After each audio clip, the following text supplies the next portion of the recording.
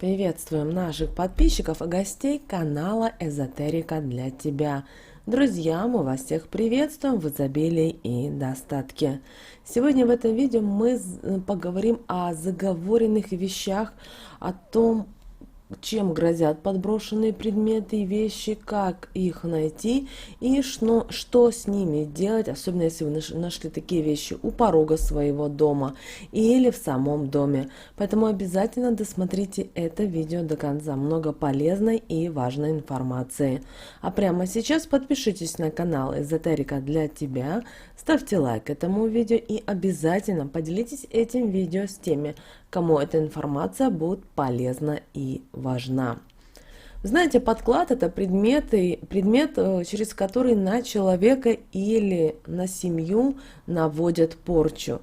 И предметы могут быть самыми разными, и при этом они требуют различных защитных мер. При этом это могут быть даже какие-то необычные находки, которые вы обнаружили в самых неожиданных местах своего дома или у порога. А это значит, что кто-то желает разрушить гармонию вашей жизни или вашей семьи.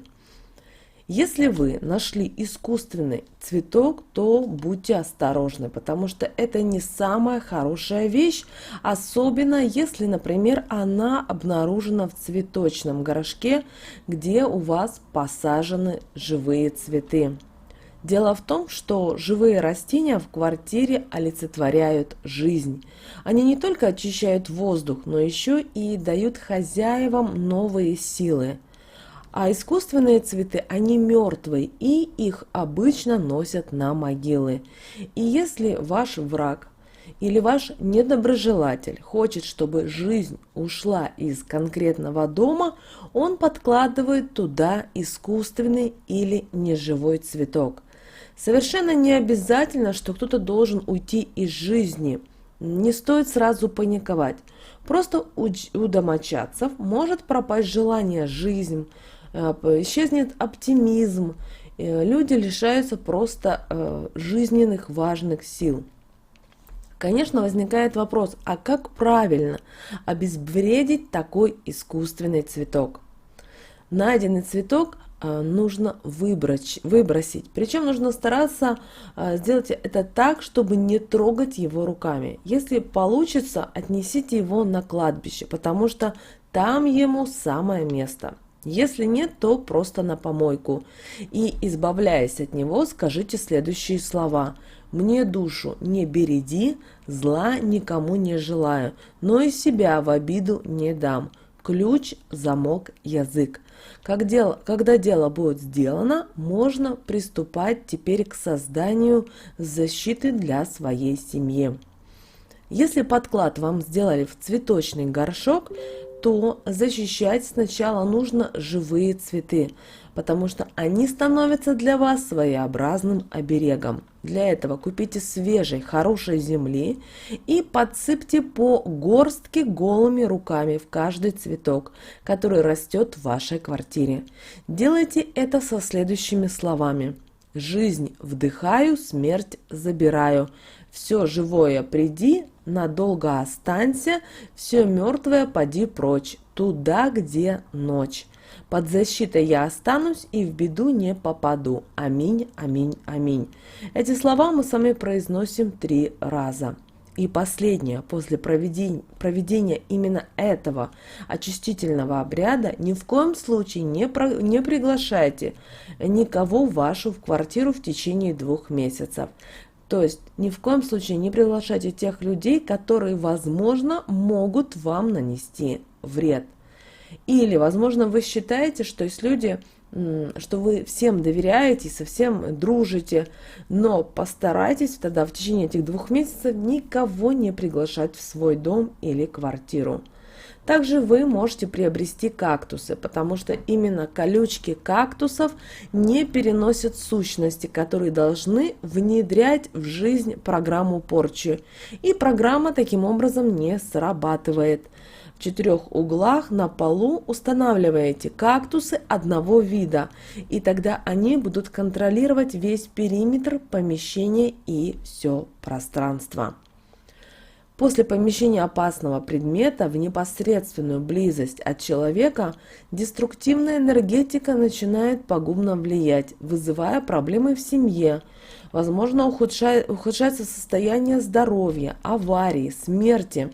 Порча может содержать единый выброс негатива. То есть программа может быть рассчитана так, чтобы, например, была какая-то одна проблема или какая-то болячки, но бывают такие случаи, когда заряженный предмет распространяется программу на несколько десятилетий и губит не одно поколение. Опасность подклада также состоит и в том, что из-за воздействия высокой концентрации негатива может открываться портал в потусторонний мир, откуда в ваше жизненное пространство будут проникать сущности и призраки. Поэтому, если вы стали просыпаться по ночам, например, от шагов по коридору, или стали замечать чьи-то тени, очертания, слышите какой-то разговор или даже, возможно, ощущаете чье-то присутствие, это не повод обращаться к врачу. В первую очередь просмотрите хорошо свой дом или квартиру на предмет чужих и необычных вещей, потому что, как правило, подброшенные вещи сами указывают, на что направлено их разрушительное действие. Эти предметы или вещи, друзья, мы оставим в описании к этому видео, потому что их достаточно большой список, и мы не хотим тратить на это время. Далее, если вы находите мусор около своего порога, вне зависимости, что бы это ни было, и подозреваете, чувствуете, что кто-то вам вредит, то надо взять веник и со следующими словами: «Не ссор, и ссор не ко мне в дом, от моего дома, от моего порога. Аминь». И далее отметаете от себя на листок, заворачиваете все это и относите подальше от дома и сжигаете. Этот веник, этот листик также мы сжигаем. Пепел нужно закопать, а сверху крестом налить святую водичку и сказать следующие слова: «Откуда пришло, туда и уходи. Аминь». Вы знаете, подклад, он является одним из самых действенных и опасных видов порчи, потому что носитель негативной вот этой программы, он находится в непосредственной близости от вас. Поэтому следует обязательно регулярно убирать и мыть пол соляным раствором. В результате действия негативной энергии будет ослабевать. Энергетическая емкость негативной информации будет уменьшена. А в неубранном доме негативная программа срабатывает, к сожалению, в разы быстрее и сильнее. Главное, не подозревайте всех и каждого в темных замыслах. Лучше разберитесь в том, кого и чем вы могли оскорбить, и возобновите справедливость. И тогда никакие подклады вам не будут угрожать. Поэтому обязательно подумайте над тем, что кому вы делаете, и старайтесь, кроме того, поменьше в свой дом, в свою жизнь привлекать людей. Не старайтесь открываться им, потому что много людей, которые могут даже завидовать тому, что, например, у вас есть самый последний дорогой мобильный телефон, который, возможно, вы взяли в кредит, и люди даже этому могут завидовать. Могут завидовать, что, например, у вас сын вернулся с армии, и вы счастливы, вы порхаете. То есть ситуации могут быть достаточно различные, поэтому, пожалуйста, не открывайтесь людям, берегите себя, будьте внимательны и будьте осторожны.